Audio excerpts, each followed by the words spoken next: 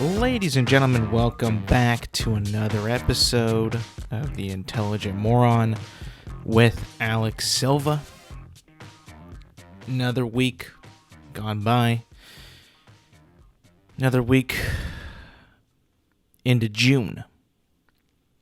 And it's a strange June because the NBA Finals have concluded.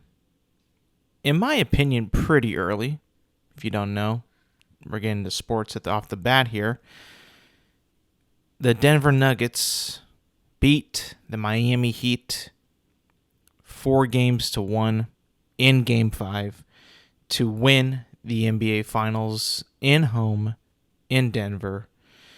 The Denver Nuggets' first NBA championship in their franchise history. And it was, in my opinion, well-deserved. Well-deserved. They were the better team than the Miami Heat. The Miami Heat, had a hell of a run. Nobody expected them to make it to the finals. They were the 8th seed. They had trouble getting into the playoffs. They had a play-in tournament and loss, and they still wound up in the playoffs and making it all the way, getting all the way to the finals and playing the Denver Nuggets, getting a game off of the Nuggets, and then the Denver Nuggets were just a complete team. I mean, they had Jokic, Murray, Gordon, Porter Jr., Caldwell Pope. They had a complete team with stars and talent and bench players and the coach and everybody. They had everybody. They were a complete team through and through.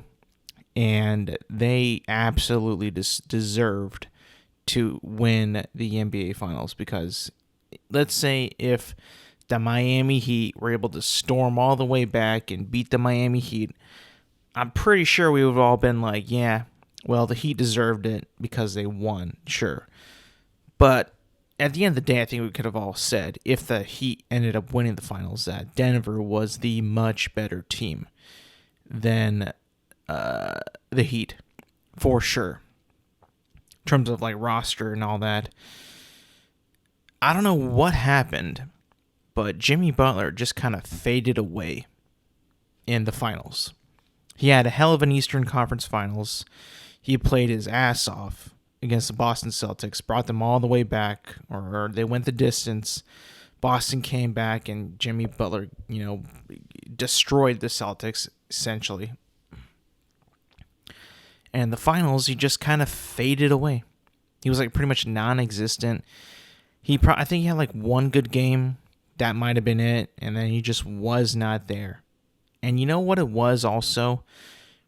If you really look at the games and you rewatch the games, or if you remember, there's a lot of times where Jimmy Butler looks either exhausted, like he just is burnt out of gas, because the Denver Nuggets play such good defense. He was either gassed / confused. Like he did not know how to break down that Denver Nuggets defense. And they, for the most part, they were able to keep up with the Denver Nuggets. But still, like when it mattered, like when it really, really mattered, Denver just was able to defend them and keep them within, not even able for them to come back and, win most of the games. Like I said, they won one game, but that was it. I mean, really, it was all wrap. Denver was a better team. They deserved it. And probably going to be, if they don't win another one, probably not very memorable team, I'll be honest. Just because, the games were not all that intense, except for, the second game where the Heat beat them. Because just Denver was just the better team through and through. And it wasn't the games weren't super blowouts, but they were still in control. There wasn't much that Miami was able to do to really make it close games in the end, So in terms of a neutral fan like myself and wanting to see a good series, not the best, But I can say that the better team won. The team that deserved to win won. Congratulations to the Denver Nuggets. And I think that this team, the Denver Nuggets, is primed to go at it again and again, competing for titles in the next few years, possibly.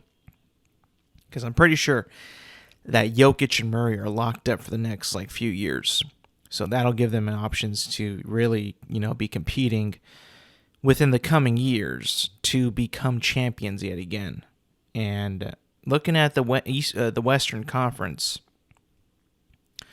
I don't see a whole lot of threat from the Lakers, the Suns, all that much right now. Clippers, possibly. T-Wolves, nah. I don't really see much of a threat to their reign, I'll be honest. Maybe the Warriors, if they get better, healthy, maybe add some pieces. But, to me, the Denver Nuggets just seem like they're going to be able to reign supreme in the Western Conference for the next few years. So if you weren't a fan of the Nuggets now, you might as well become one, because they're going to be a relevant team that's going to be in contention every single year for that Western Conference, crown, and potentially the, NBA title. So I think that if you're a neutral fan like myself, and you're like, well, we're going to get some really good basketball, because the Denver Nuggets play some really, really good basketball. And, so the Heat. The Heat play incredibly competitive and, hustle basketball. I just feel like they could not keep hustling to beat the Denver Nuggets is just sheer talent and firepower, and just their teamwork. They're the best team in the league. They just are the best scoring offense, the best defense, the best talent wise. They're just the best. They really are. If you look at them on paper, they just seem to work perfectly together. It's really nuts when you think about it. So they're going to be a team that's to be reckoned with in the next 3 to 4 years, I would say.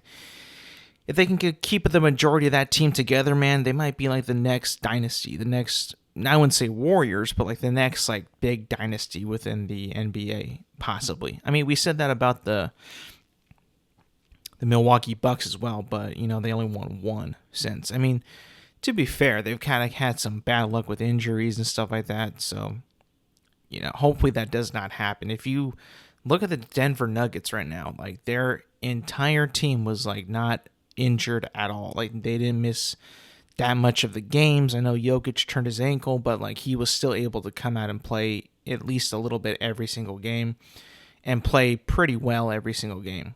So even though that little injury, he was not sidelined from the games that much. So if you think about it, they just had the perfect run, the perfect team, the most complete team, all put it together and won it this year. And yeah, it's not the big franchise that you thought would win it, the Lakers or the Celtics, 76ers. No, but it was, at the end of the day, the team that absolutely deserved it. So congrats to the Denver Nuggets, to the fans in Denver. You saw videos of them going crazy outside of Denver, hanging on to traffic lights and just cheering on their team. The stadium, or not the stadium, the arena during Game 5 was just insane. It was incredible how much that they were able to, make that entire arena electric. And you know what?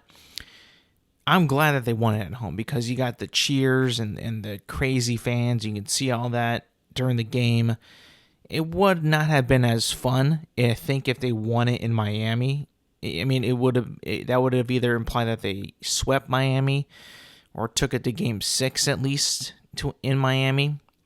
But it's just better, I think, for a TV experience, if you're a neutral fan, for the team that's going to win it at home. It's just, it's a much more enjoyable thing to watch. And it's well, I'm a neutral fan. Like I said, neutral. But I love watching sports. I love watching playoff basketball. I love watching the finals. And it's I win either way. I don't have to be a fan. I win no matter what. So thank you, Denver. Thank you, Miami, for putting up a fight, for being the Cinderella, the dark horse of this year's playoffs, and beating the Celtics and going up against all the odds, and really not supposed to be there, but were, and having the story of Jimmy Butler in the playoffs, even though it probably did not end the way, well, it didn't end the way he wanted it to, but the way it also ended, the path there was like a strong path that began Jimmy Butler's 2023 playoffs, just kind of took a nosedive, like, in the finals, which is not, something that you want to, have in the stat books and like people remember you from, but what are you gonna do? You can't win them all. You win some, you lose some. It's just the way life works.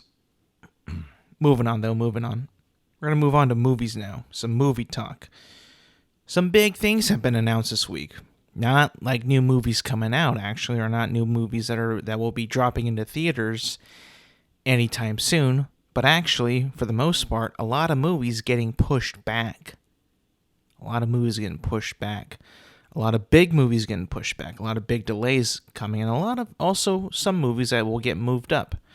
And these all come from Disney, Walt Disney Studios. Their Marvel films, Star Wars films, Avatar films, all getting pretty much new, mostly pushed back release dates. And I kind of wanted to talk about them and just kind of give you my thoughts on like what I think is happening. Is it all the writer's strike? Is it internal conflict within this studio? Because this seems to be happening quite a bit lately. Movies, projects, entertainment, you hear it in gaming all the time, stuff gets delayed. And this time it might be for the better, hopefully, but it also might be because they truly don't know what's going on. So Disney is shaking up a lot of its releases, adding Star Wars movies and Moana live action adaptation to the schedule, delaying Avatar movies and then flipping around the release dates. Some of the big, changes that I noticed, and this is coming from an article from Variety, a live action Moana film that I talked about that was starring Dwayne "The Rock" Johnson returning to play the character of Maui, but in real life as a person, not a cartoon, will be coming out, according to this article, on June 27th, 2025. Now, I thought that movie, that when it was announced, was very unnecessary. That movie, that film, in my opinion, is super duper unnecessary. Like, we just had Moana, I can't remember, 7 years ago. It's still kind of fresh in our minds right now, right? He's still known for Maui. Like, people still like him as the cartoon Maui. But having, I think, this movie come out in only 2 years from now is still a bit too soon, in my opinion, for you to be like, oh, look at this, a new Moana, a new Maui, new Moana, yeah, let's have some fun. I honestly don't really think that this is something that we want or a good idea. I understand, Disney, that you want to make money and you've run out of ideas. I've told you this. I've told the people that listen to this, hopefully that they get the message. These guys have absolutely no ideas anymore. They don't have anything. And to see this film get moved up to 2025 or get plotted into the slate in 2025 is either they're confident in it or they need to put it there because other things are going to take a little bit longer to produce. Now let's move forward. The next one that I've seen on this list is Deadpool 3 is moved up, actually. It was going to come out in November 8th, 2024, but now will be coming out in May 3rd, or on May 3rd, 2024. Now that movie, if you haven't noticed or if you haven't seen, has already been announced. And it was announced in a pretty clever and very very funny way, very encouraging way, very in a way to build up the hype. If you didn't know, there was a video posted from Ryan Reynolds and Hugh Jackman that they were going to make Deadpool 3, and it's going to have not only Deadpool, but Wolverine in the film.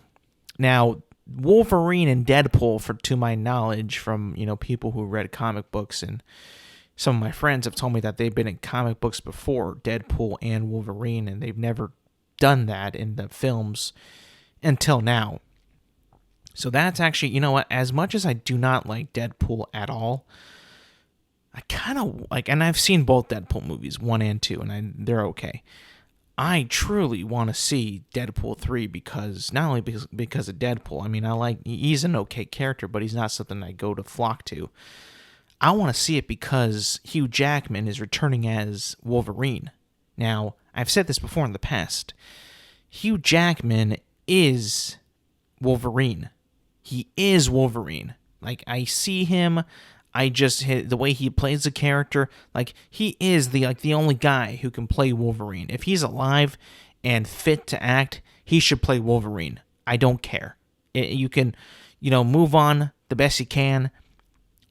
Hugh Jackman's Wolverine. I'm sorry to say, but it's true.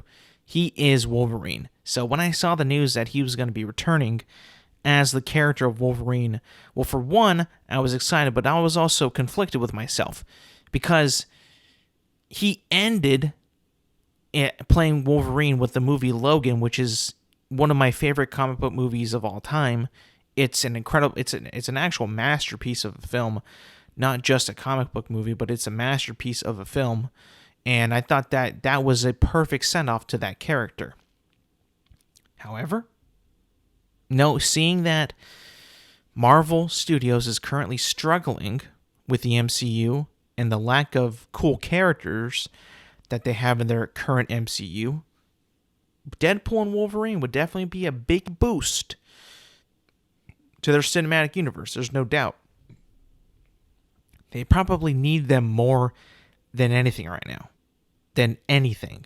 I mean, apparently there's going to be a new show coming out called Secret Wars or Secret Invasion, and I don't give a flying fuck about that. I mean, I might watch it because I love Nick Fury and I love Samuel L. Jackson, but besides that, I don't give a shit.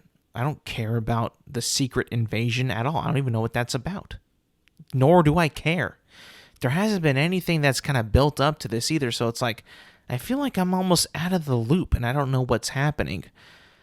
But, then again, the Marvel Cinematic Universe has been nothing but jumping from place to place every film and TV show that they've been putting out this past 2 years since the end of Endgame. So it's been a very bumpy ride for the MCU. Possibly adding Deadpool and Wolverine into the mix, into the universe, could boost popularity with the fans, but also hopefully, I mean, I don't know if it'll do anything to the universe overall, but maybe give it some more life. Maybe give it some, something to look forward to now. Maybe you'll look forward to seeing Deadpool, Wolverine. Maybe things happen. Maybe they add more things to the MCU to get you to want to see the films again. Because at the moment, as much as I love Guardians Volume 3, I fucking loved it. It did not really build onto the existing MCU. Not a whole lot. I mean, we know about the fate of the Guardians, but besides that, there ain't too much that they added to it. So, in terms of the future of the franchise, in terms of the future of the property, not a whole lot going for that. Especially with the whole Jonathan Majors thing, that's a mess. I don't know what is going to happen.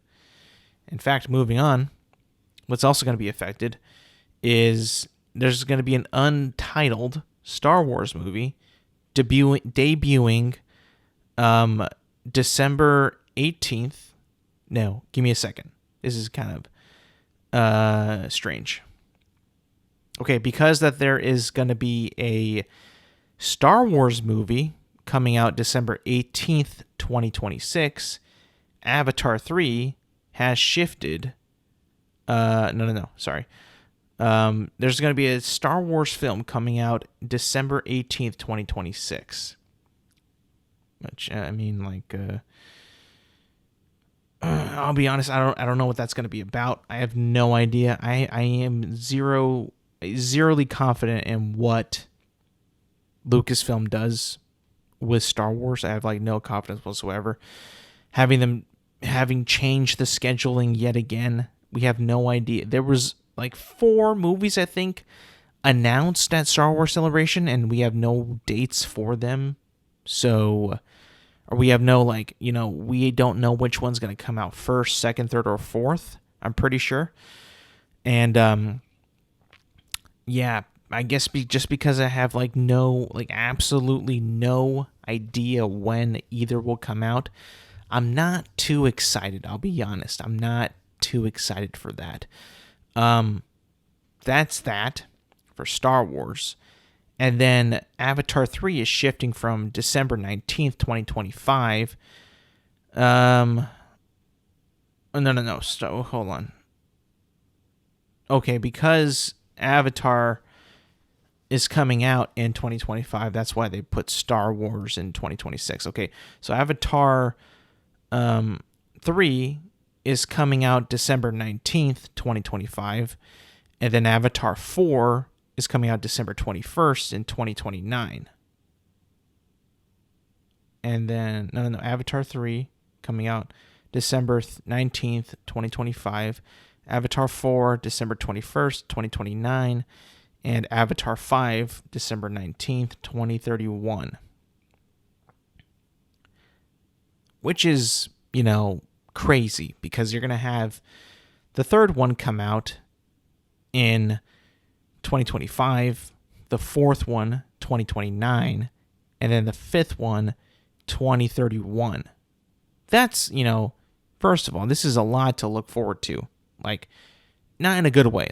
When you say looking forward to, it's I'm excited. I'm looking forward to the future. This is a lot that's going to be coming out in the future. Avatar 5, that's coming out in 2031, is going to be coming out in 8 years. That's kind of crazy. That's weird.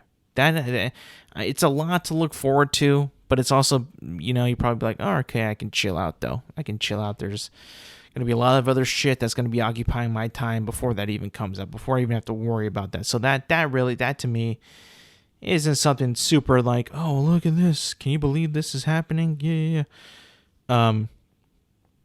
Other changes, though. Moving on to Marvel Studios, Captain America Brave New World is moving from May 3rd, 2024 to July 26th, 2024. So it's being delayed to July 26th, 2024. Which delays that movie, The Thunderbolts, to December 20th, 2024.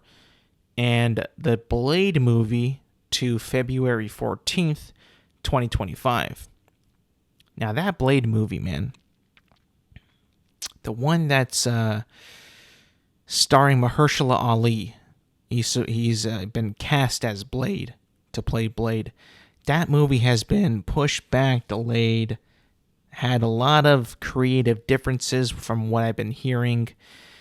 And it doesn't seem that movie has a lot going for it at this moment right here, right now. That this movie does not seem like a very confident movie, I would say, in the Marvel Studios ensemble or their arsenal. It doesn't seem like a movie that anybody is really excited for to see.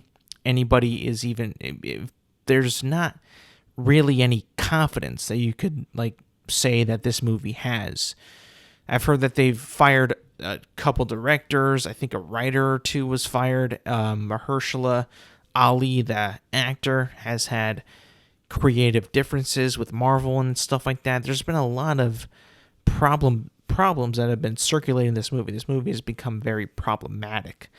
And I'm not really sure why at all it's so problematic. if I were to gamble on it, is maybe the people who are going to be in it and the people who are writing it want it to be, probably they want it to be a darker film. But Marvel and Disney are probably like, we're still Marvel and Disney. Can you kidify this up a bit? Can you make this for the kids? And it's like, motherfucker, you know who this character is? This is Blade. What are you talking about? And I've been telling my friends this entire time. They've been excited. Some of them have been so excited for Blade. And I'm like, watch it, bro. Just be aware. They're going to neuter Blade. I'm telling you this right now. They're going to neuter Blade. Which you haven't been hearing that type of stuff with Deadpool. I think because that they know how much Deadpool has succeeded being how Deadpool is, that they probably don't even want to touch it. They probably like, yeah, Ryan Reynolds knows what he's doing. Let's let him do his thing. Whereas with Mahershala and these guys are like, hold on, we got to reintroduce this guy. And we don't really want to make him the super, this super dark movie when he's like a killer and a vampire or some shit like that. Maybe tone it back. And I'm pretty sure that's what's happening, is they want to kidify and neuter Blade so he can appeal to a broader audience. And since he doesn't have the comedic, style as Deadpool, they probably think that, well, if they go too dark, it's probably not going to make as much money. So let's kidify it up. Let's make it for kids instead. And I'm pretty sure the creators are going to be like, nah, that's not what he is. And that's probably why it's getting delayed by so much. And, after the Blade delay, Fantastic Four, that movie's still supposed to come out, is moving to May 2nd, 2025. Which, honestly, dude, I completely forgot about that film. That they're actually trying to reintroduce the Fantastic Four to us. I completely forgot. I truly was not, thinking about Fantastic Four when I saw, Ant-Man, Guardians, thinking about this new slate that's coming out of new movies. I just completely forgot that Fantastic Four was one of their plans. Thinking about this right now is like they have to introduce like these guys, not soon, but they need to like introduce them so where it makes sense.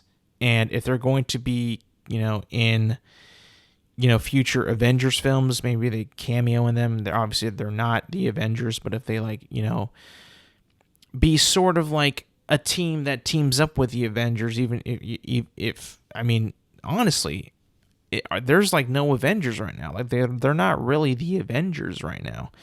There's no been talk about a team in any, movie, TV show that's come out recently about the Avengers coming out. So at this moment, it's like, hold on, are you still making Avengers films? We have no idea what's going to happen with all these characters. They've all just been doing their own thing. There's been no inclination, no plan to put them all into a film except until they make those Avengers movies. We don't even know who's part of the Avengers yet. How is this all going to, ship out? Like, how is this all going to make any sense? To me, there's got to be like some kind of bridge movie that actually brings them together. But the question is, which one is it going to be? I truly have no idea. Is Blade going to be an Avenger? I doubt it. Is Moon Knight going to be an Avenger? I doubt it. Is, what's her face from Captain Marvel, Miss Marvel, are they going to be Avengers? I don't know. It doesn't really seem like we have a clear-cut path of how this is all going to shape up. And, as an audience member, I'm okay with that, not knowing what's going to happen. I just want to know if the people who are making this shit even know how it's all going to turn out. At the moment, it seems like they probably don't know what's going to happen. But I could be wrong. This all could be bullshit, horseshit, and not make any sense right now for me, coming from someone who's on the outside, just a viewer of these films, and not knowing jack shit about what's to come. But as far as I can tell you from the outside and what's been announced and what's been changed and what's on the horizon, I don't know how this is going to shape up at all. Truly have no idea.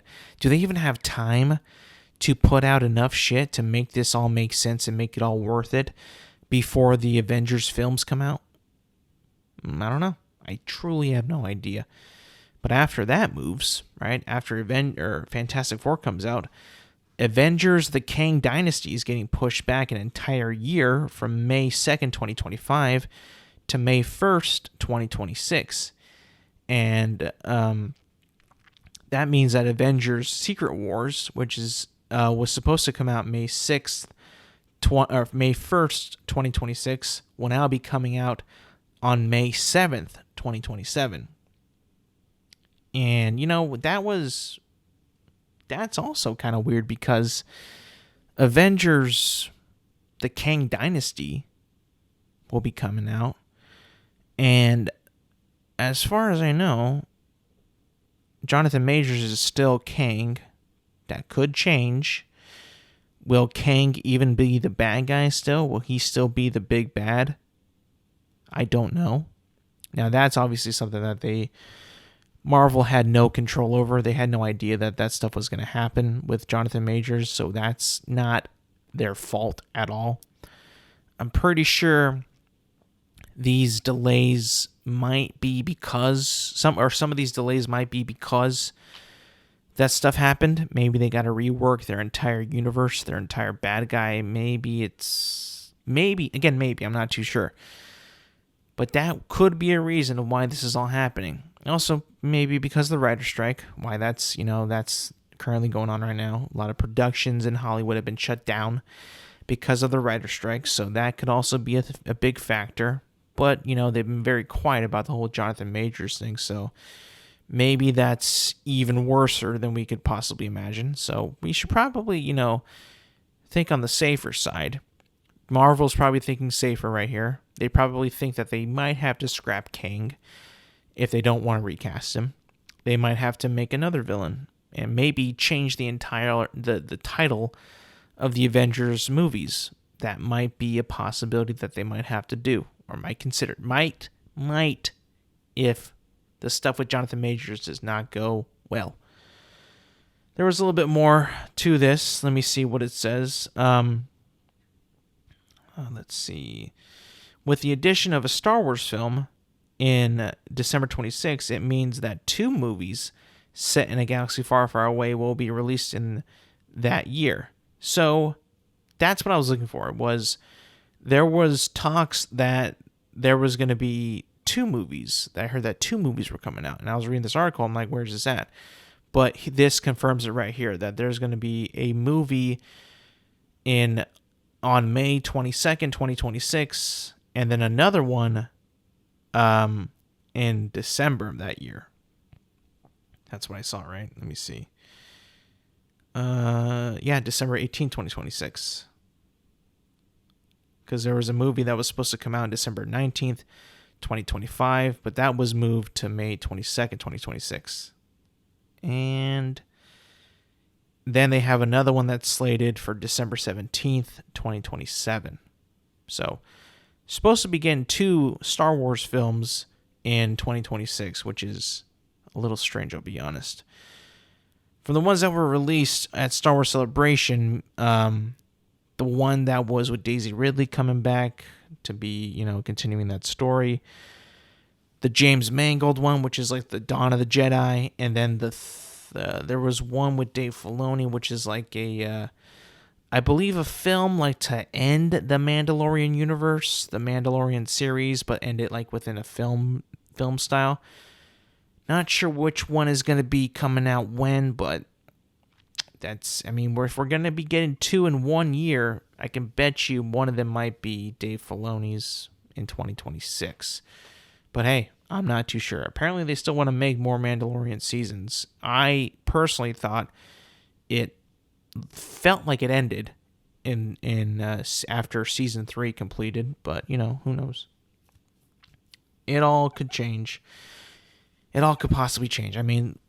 My take with all this is that either the writer's strike is worse than we thought, or they just wanted to put new stuff in like that Moana film, and that has to like push stuff back because they don't want to be competing with their own films and just like making one studio suffer while the other one thrives. They did that sort of when they released Solo a Star Wars story, like shortly after Avengers Infinity War came out, and they just couldn't make it that much money because Infinity War was out and it was just crushing.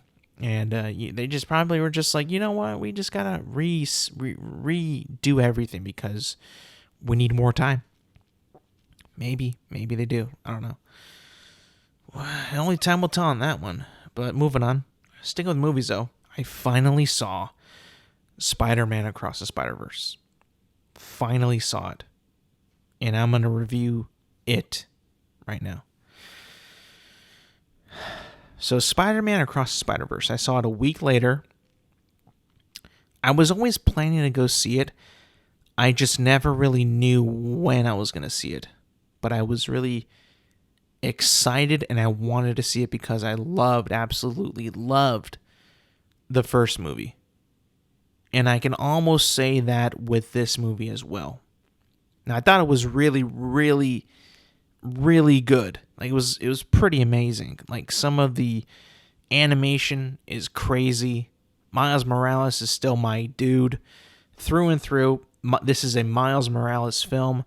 You get that, through and through, that this is Miles' story. At first, I thought it was going to be somebody else's story, that it could have been somebody else's, who I won't spoil, but it kind of had me going in a little bit like, is this going to be Miles' story? What's this going to be about? Is it going to be a joint story? But it wasn't. It was Miles' story as it should be, and it only just, it's like a year and a half later from the events of Into the Spider-Verse. He's older, he's maturing, he's got, issues with himself being Spider-Man. Of course, you get that in any Spider-Man film.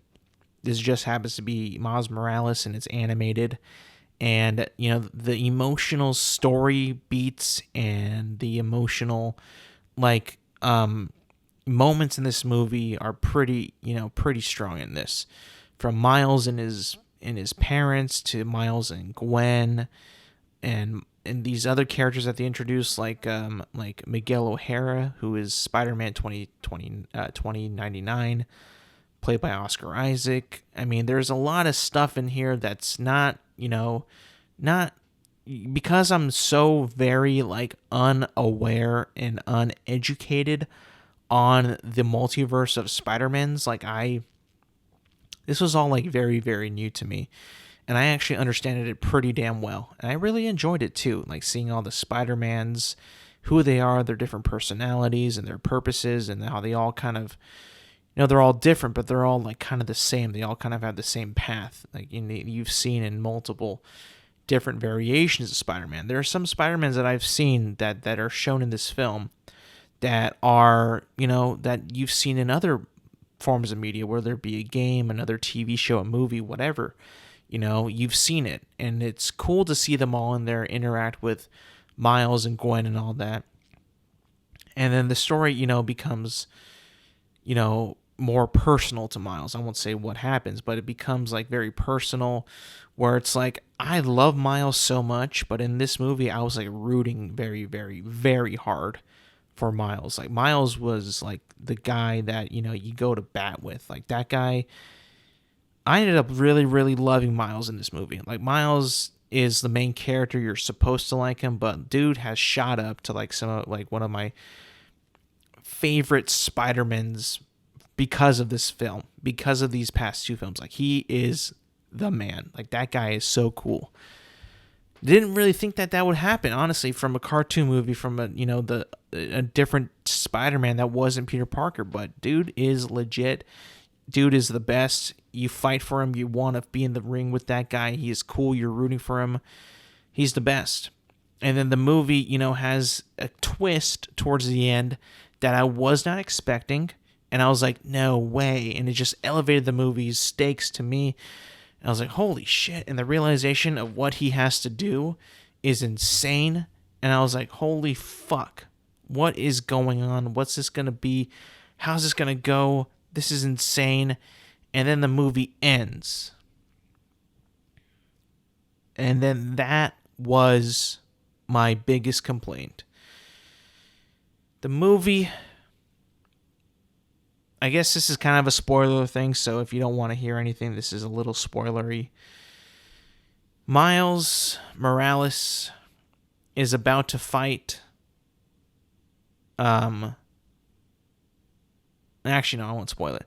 But Miles Morales is about to, fight what you would think in a film to be the third act. There's like the beginning, the second act conflict, and then the build up to the third act conflict. And then the movie doesn't even feel like it has a third act. It just ends. And I remember that, oh yeah, this is going to be a part 1 of a part 2. But it's going to be called a different thing, not just Across the Spider-Verse part 2. It's going to be called something entirely new, which is not really a part 3 really, or part 2, whatever. Yeah.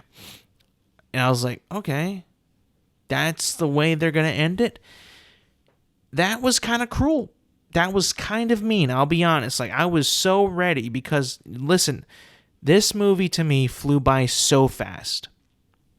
It was like a 2-hour, 20-minute film, but it flew by because of how good it was, how well written it was, how I love the story, the thing with him and his parents struggling to tell him that about being Spider-Man and all that shit, the struggles that him and Gwen share. All that stuff is great and it's awesome, and it's like it keeps you involved in the story. And like I said, you're rooting for Miles throughout the entire time, and you want to see him succeed. And then the movie just doesn't end. It does not have an ending, which is why I have to ding it a full point, because it was on track to be an incredible movie. I just felt like I didn't see the whole movie. There is a build-up, and it is like the worst cliffhanger for a film of all time. Like it's like, no way, you just ended it right there. Like, we were about to throw down, we were about to get the third act, and you just cut it. What? I could not believe it. I felt like I could have sat there for another hour and a half. Like I said, the movie flew by for me. It just flew by. Like, I wasn't even ready to go. I was like, let's get it. How is this going to go? I was seriously like ready for the rest of the movie right then and there. I couldn't believe it. And I think because like it did not have an actual ending to that film, it gets dinged for me. Like it doesn't feel like a complete film. It does not feel like a complete movie. You can easily do that type of cliffhanger in TV where next week is a new episode. Not here. I did not like that. My brother did. I thought he was super deluded. I could not tell if he was joking or what. I couldn't stand it. I was like, no fucking way. I was ready.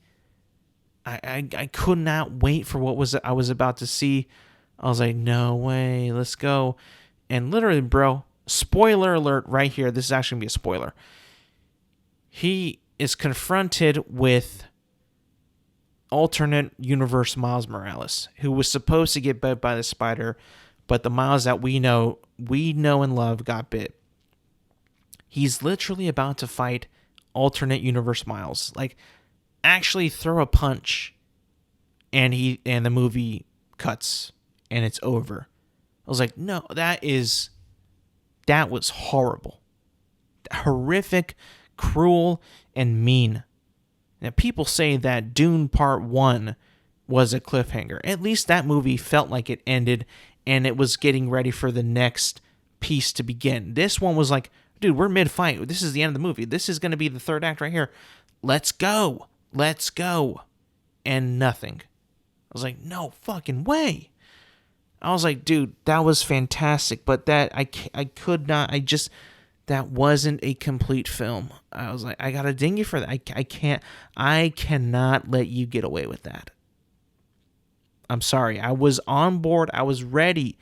I love the characters. I love Miles. I love Gwen. The introduction of Miguel O'Hara was sick. That was awesome. And the way it ended, man. Oh, man, it pissed me off because I was ready. Damn. Because I heard that they were changing. I heard that they changed the title because the first teaser was called Across the Spider-Verse Part 1. They dropped the Part 1 and they released a title for the third film, which was Spider-Man Beyond the Spider-Verse. And I'm like, that's completely two films. Like, this is completely different films. But it was like, no, it's like the second part of this film. Okay. Kind of weird, but whatever. I just like, I don't know. I was not, I didn't enjoy it. The movie doesn't have an ending. It doesn't leave me satisfied and like, oh, that was a film that you can watch over and over again. You might have to just watch those two films back to back to get the full film. I'll be honest. Now, I don't know. That could be just a nitpick, but I kind of feel like most people will be like, yeah, that could be, that's probably, a fair point, that it doesn't really end. It just kind of just stops. And I'm like, no, fuck you. I wanted that to see what happened next so fucking bad, bro. I was like furious. I'm like, no fucking way. Couldn't believe it. Like, and probably it was because the film is so well done that it doesn't feel like a long movie at all. Even though it is on the longer side of modern day films, like it doesn't feel long at all. It just went fucking right by. I was like, no fucking way. I couldn't believe it. But still a good film nonetheless. Very, very, very good film. Like, it's really awesome movie. Awesome moments. Awesome action. Cool shit. I love Miles Morales' world so much. Like, the animation for his world is so awesome. Like, some of the other Spider-Man, like, worlds just aren't that cool to me, but his is just lit as shit. But yeah, really, really, really, really, really, really awesome movie. I could not give it what I thought I was going to give it. So I gave Spider-Man Into the Spider-Verse, the first one, I believe, an 11 out of 10. Perfect film in my opinion. This one is not perfect. And because it doesn't have an ending, it is not a perfect film. So it gets a big ding. So this movie gets a flat out 9 out of 10. It was close, people. It was so close. I'm telling you, man, if they made this 3 hours, I would have not been mad at all. Not at all. The way it was going, I was, like I said, ready to sit there for another hour and a half. I was ready. I was locked in. I was so ready. And I just kind of wonder, like, how long is the next one going to be? Like how long is it going to be? Because it seems like this is building up to, they probably can't really introduce a whole new concept the way this film ends to, like really flesh out a whole new story for a whole new film.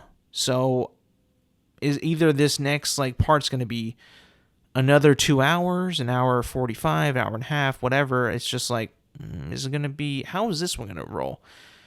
And, I'll be honest, I feel like the rating for this film for most sites is probably a little too high, for it not being a complete film. I'm just kind of bashing because I hated that it ended just so abruptly, and it kind of robbed me of a moment, I'll be honest, that I have to wait another whole fucking year for. But, oh well. Still great film. Fantastic film. You should see it if you have not seen it. But, yeah. Spider-Man Across the Spider-Verse, a 9 out of 10. So close, people. So close to a 10. So close. All right, people. Now on to video games. The last topic before I close out the show. Now, you people might have known that this past weekend was something special that I like to look forward to every year. And it's the Xbox Games Showcase. This is where all the nerds that work at Xbox and the studios that work under Xbox and have to make games for the console and also PC, they put on a presentation to show you what's coming up. Well, not really much of a presentation. They just put all their trailers in one video. That way, they don't have to actually show up anywhere and actually show their game. And some people enjoy it. A lot of my friends do. I, for one, do not like this. I enjoy seeing what they have to show us and having the creators also talk about it and show their passion to me. They need to sell me on these games. And I think that a lot of the reasons why I thought that this showcase and even last showcase wasn't as good is because They weren't there to show me that they cared about this game. They just showed me their trailer, and that was it. That was it. And so I'm going to talk about a lot of the games, but I'm going to run off the names of some of these games that they were showing off and, had the balls to put out there and the confidence that they were to put them out there under the Xbox name. And I'll be honest with you people, a lot of these games I don't give a flying fuck about. Flying fuck. In fact, I thought a lot of these games' announcements were a little disrespectful to me and my time. So you got games that come out that are expected in the Xbox showcase, like Forza Motorsport. That's been a staple of Xbox since I think its beginning. It's been their racing game, their racing franchise since the dawn of Xbox. It's been there from pretty much day one, right? I expected that to come out. Everybody expected that. That was a no-brainer. Of course they're probably going to show a new Forza. Of course. And it looked okay. I was like, okay, sure, whatever. New Forza. I ain't playing this. I'm not a car guy. I'm not a racing fan guy. Whatever, cool. Cool. It looks better than Gran Turismo. Sure, fine, I'll take it. Running on the Series X, cool. I don't care. Move on. Let's move on. Okay?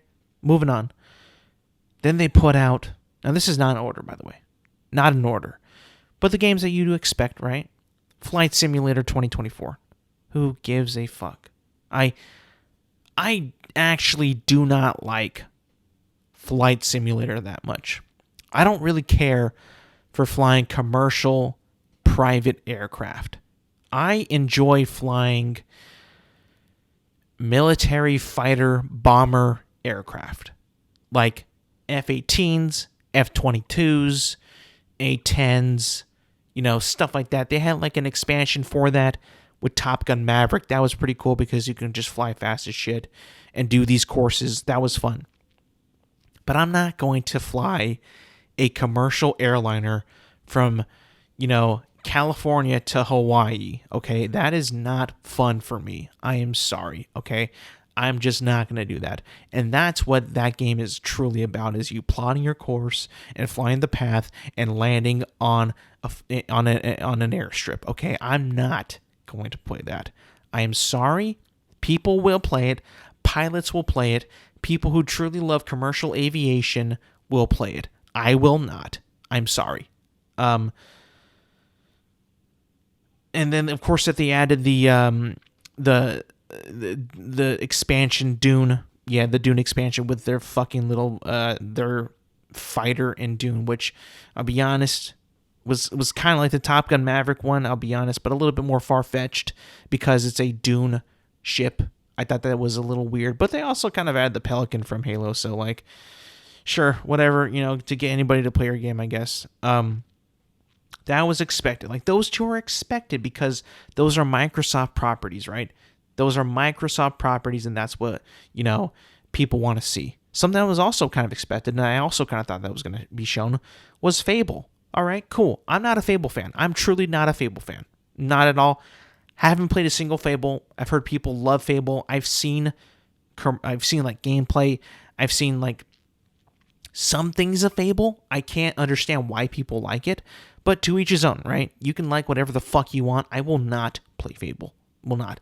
What it seems to me is it's almost like a soft reboot. It's just called Fable. So, maybe they're like, okay, well, what are we going to do? Are we going to continue Fable, or are we just going to restart it?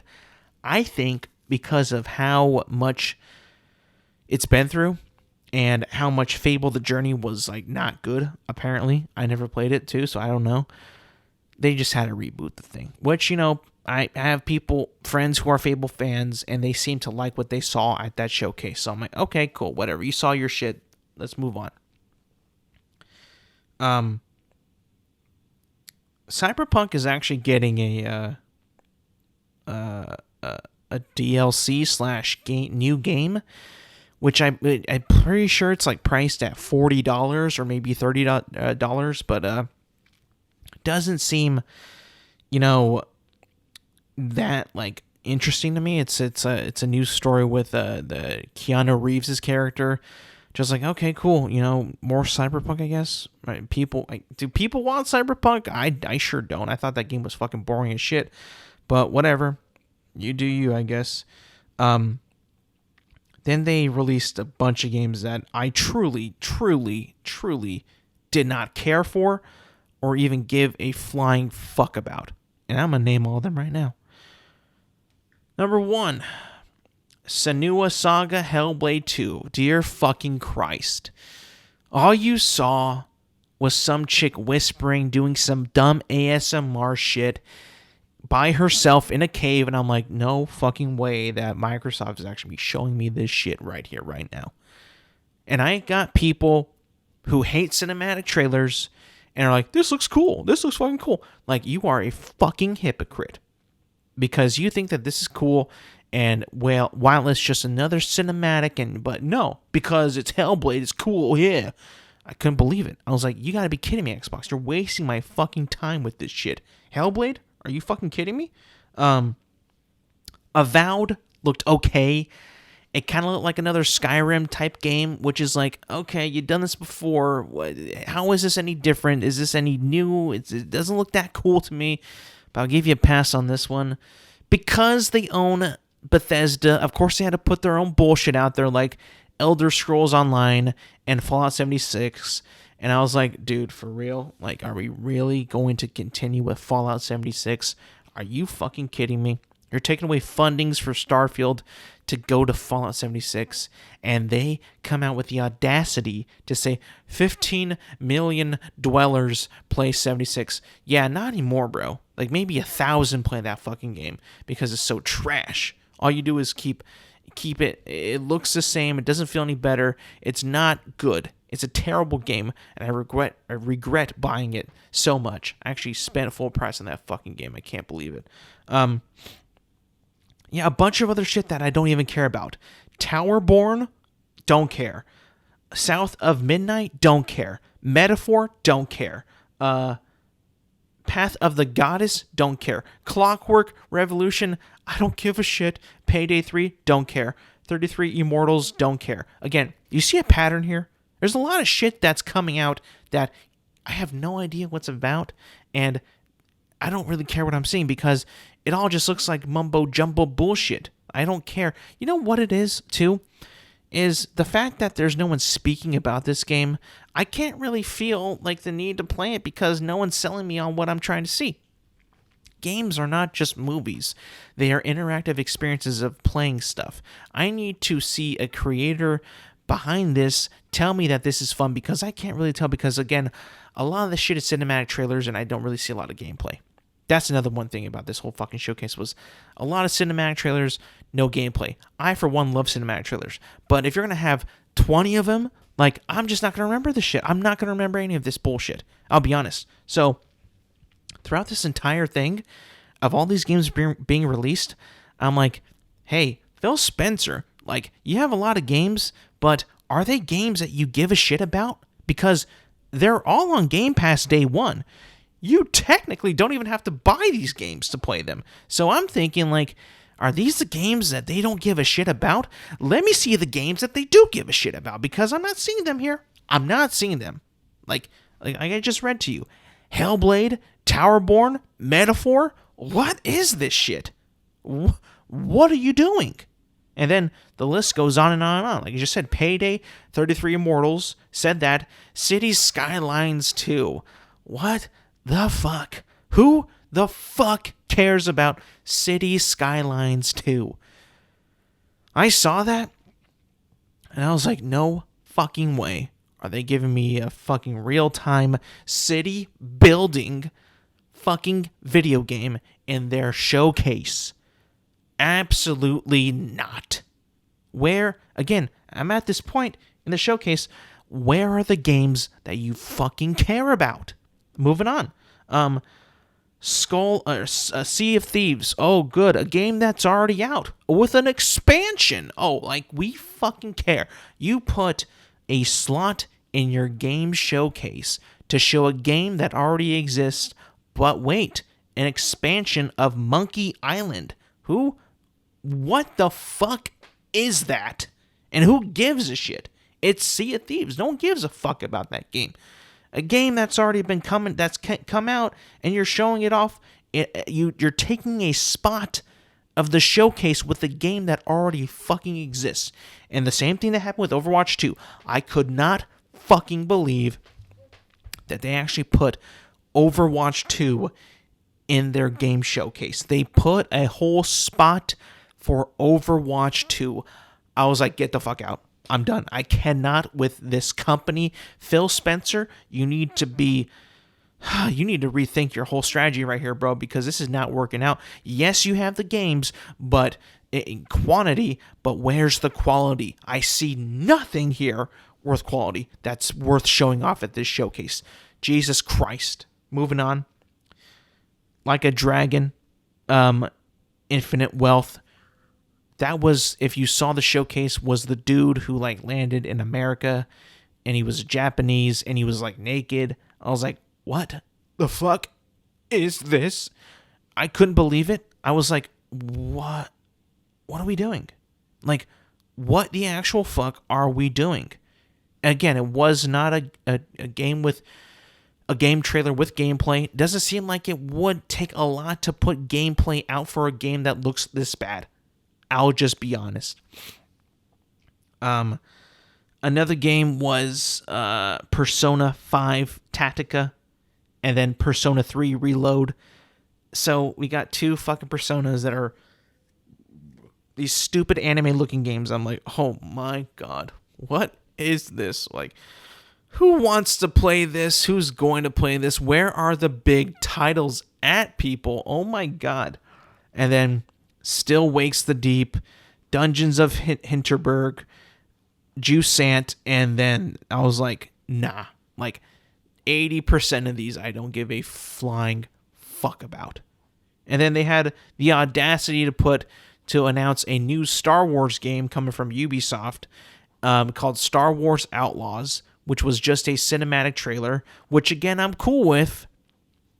But if it's a Star Wars game and it's got it's a brand new game, I want to see a little bit more than that, because for one, Star Wars is kind of a it's kind of a, you know, it's a dying franchise. I'll be honest, it's dying. It truly is dying in terms of like movies and TV shows. And I heard that Survivor was pretty sick, but I haven't played it yet. But it's kind of a dying franchise. I won't be dumb. I'll admit it. It's kind of dying, you know. But I wanted to see gameplay of that, and I was like, "Where's the gameplay? Come on, this is a new concept. You're like you're an outlaw. You're like a space pirate, space cowboy, and you're gonna show me shit for this? Like, come on, man. Cinematic was cool, but like, give me more of that shit, bro. I need to see how that was gonna play." And a couple of no-shows that I thought would have been shown. I'm not a huge fan of it, but Gears of War 6 would have been lit. That would have been pretty sick to see, because they need their franchises back. They need something. They need that exclusive pull. You know, they wanted to make exclusives for Game Pass and wanted to make them, you know, some decent games. A lot of these games are not looking that good for exclusive royalty. I'm just saying.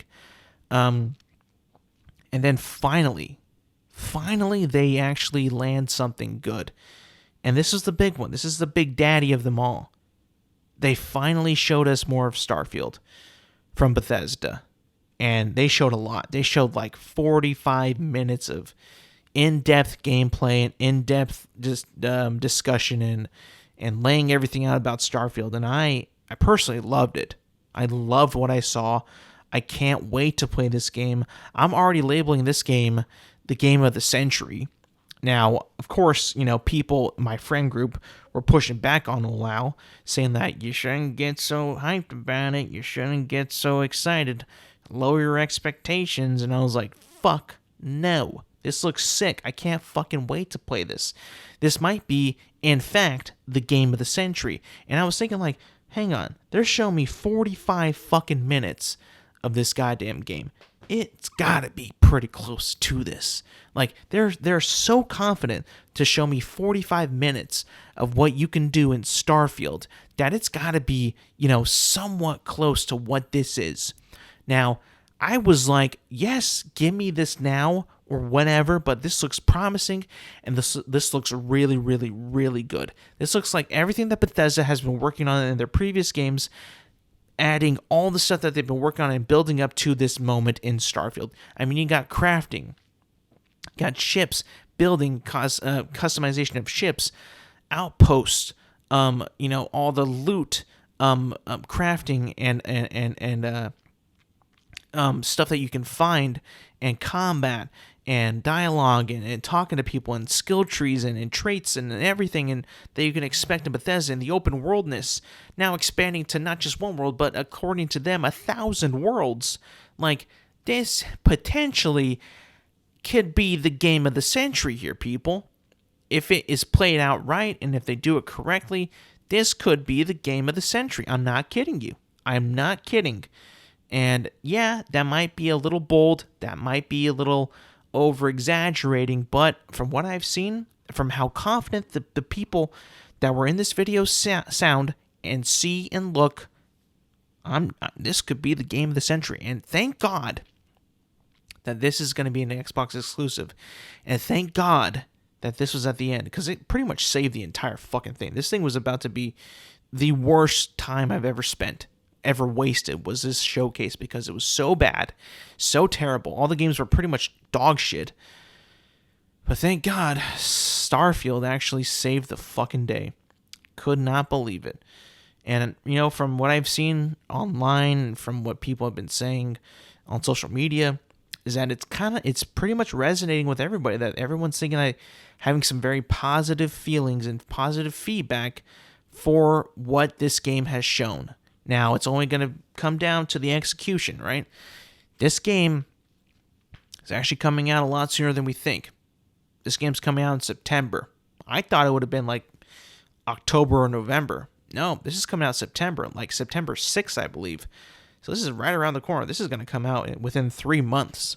Less than that, unless it gets delayed again. But we'll see. But as of this moment, they put out that September release date, and I was like, no fucking way. They're confident, or they're just, I don't understand why they would put it out so early after they, showed this big reveal, or this big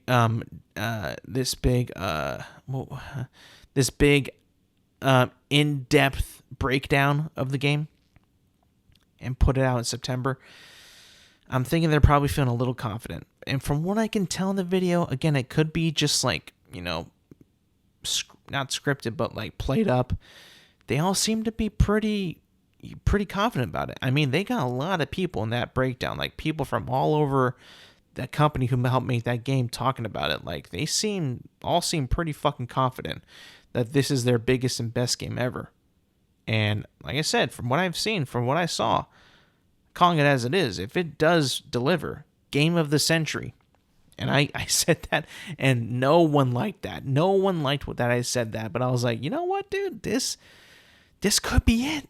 This could be it. This could, if this sells well, it's going to be a huge hit for Xbox. And you could tell that Xbox throughout that entire showcase was preparing for Starfield. Like, Starfield, you can tell from their thumbnails, from their tweets before, it was like Xbox Showcase plus Starfield Direct. Like, they had reserved 45 whole minutes for just Starfield.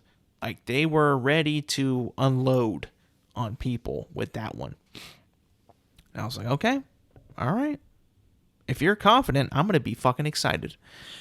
So that'll come out in September. We'll see how that comes out. And, aside from the rest of the games, I don't really care. I mean, in all, the showcase was pretty much saved by Starfield, because throughout that thing, I was like, who is fucking letting this shit happen? These Persona games, these stupid anime games, this cartoony game about a dude climbing up mountains. I'm like, oh my fucking God, what are we doing here? Where are all the cool games? Who's making this shit? Are you kidding? Nah, bro. I ain't down for that. Imagine if they had Gears of War and some Halo shit. Now, Halo would have been like a fucking, this is already games out, why are you showing me shit for this? So that could have gone either way. But imagine if they had Gears of War along with Starfield. that would have been pretty lit. That would have been a litter showcase. Even though I'm not a Gears of War fan, that would have been good for Xbox and good for the fans of Xbox, because a lot of them love Gears of War. That would have been a big win. Fable, as much as I don't like Fable, was also a big win. Another big win. Star Wars might have been a big win if they had some gameplay, but that was okay. But like Overwatch, get the fuck out. Persona, get the fuck out. The fucking Hellblade, get out. I just don't care. I don't care. Starfield, though, I fucking care. I can't not wait for that. Anyways, everybody, thank you for listening. Thank you for watching. Remember to like, subscribe, rate, review, do all that good stuff with this podcast called Intelligent Moron with Alex Silva.